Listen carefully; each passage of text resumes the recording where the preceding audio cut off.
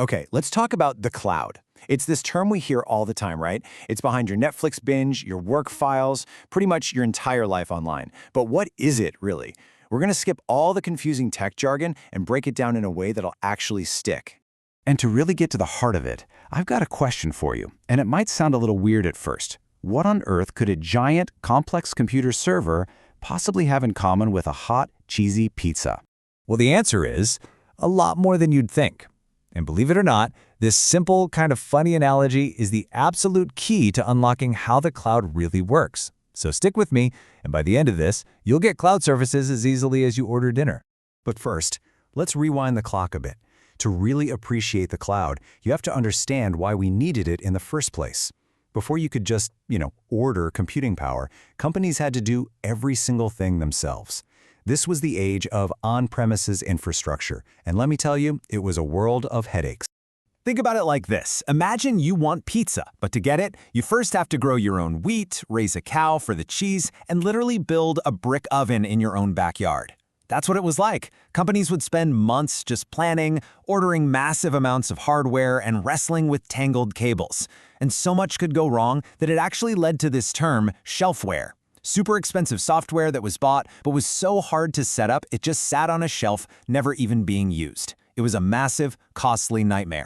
And then the cloud came along and just flipped the whole script. It introduced this totally new model, where instead of building everything from the ground up, you could simply choose how much of the work you wanted to do yourself. You could just order what you needed when you needed it. Which, you guessed it, brings us right back to our pizza.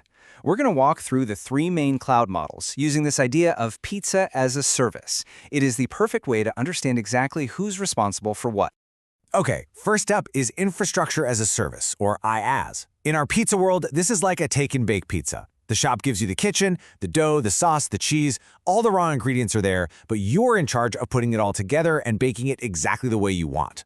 In the tech world, that's like Google Compute Engine. The cloud provider gives you the virtual servers, the storage, the networking, all the core infrastructure, but you manage the operating system and everything you build on top of it.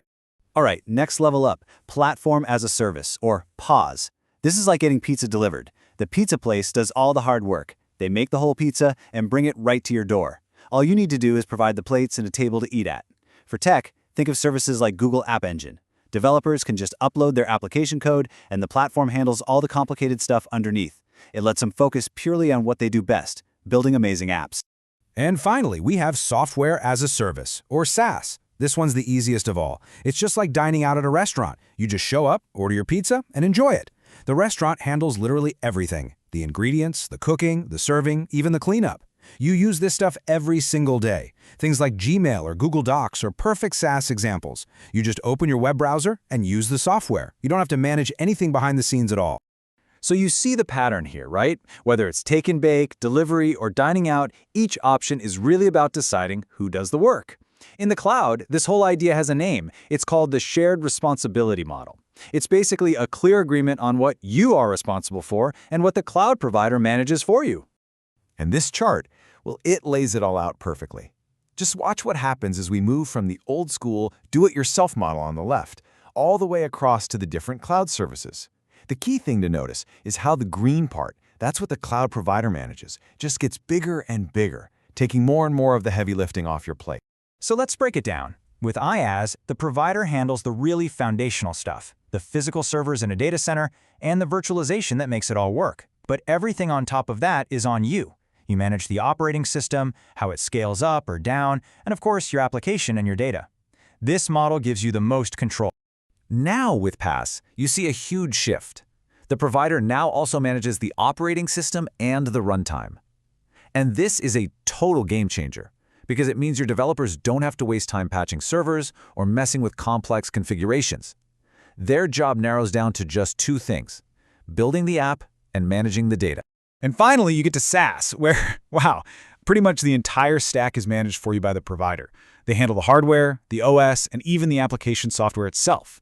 Your main job is just to use the service and manage your own data inside of it. It's the absolute peak of convenience.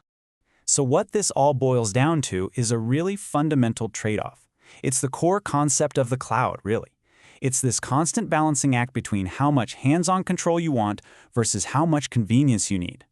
This table makes that trade-off crystal clear. On one end, you have IaaS. It gives you the most flexibility, the most control, but that comes with a higher cost. It means you need specialized infrastructure experts on your team. Way over on the other end is SaaS, which is the most convenient and cost-effective, but you get the least control. And right there in the middle is PaaS, which often hits that perfect sweet spot for developers and data scientists who just want a powerful platform to build on, not manage.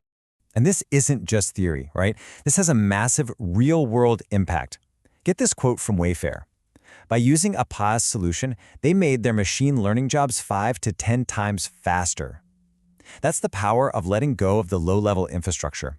It lets your team focus on the high-value work that actually pushes the business forward. Now what's really cool is that the story doesn't end there. While IaaS, PaaS, and SaaS are kind of like the main courses, the cloud menu is always expanding. The industry is constantly coming up with new models that find new sweet spots between those classic definitions. Two of the biggest new options are containers and functions. Think of containers as a perfect middle ground. They give you more control than a typical PaaS, but without making you manage the whole virtual server like you would in IaaS. And then you have functions, which take convenience to a whole new level. They let you run these tiny single-purpose pieces of code without ever having to think about a server at all. It's the ultimate pay for exactly what you use model. And all of this brings us right to the ultimate question, the one you have to ask yourself when you're working with the cloud. It's not about which model is the best one, it's about which model is the right one for what you're trying to do right now. How much of the pizza do you actually want to make yourself? Because at the end of the day, that's the real magic of the cloud. It's a fundamental shift in thinking. The goal isn't to own a bunch of blinking lights in a server room anymore. It's about choosing the perfect service from a massive, ever-growing menu to get your ideas out into the world faster and more efficiently than ever before. The only real question left is, what are you going to build?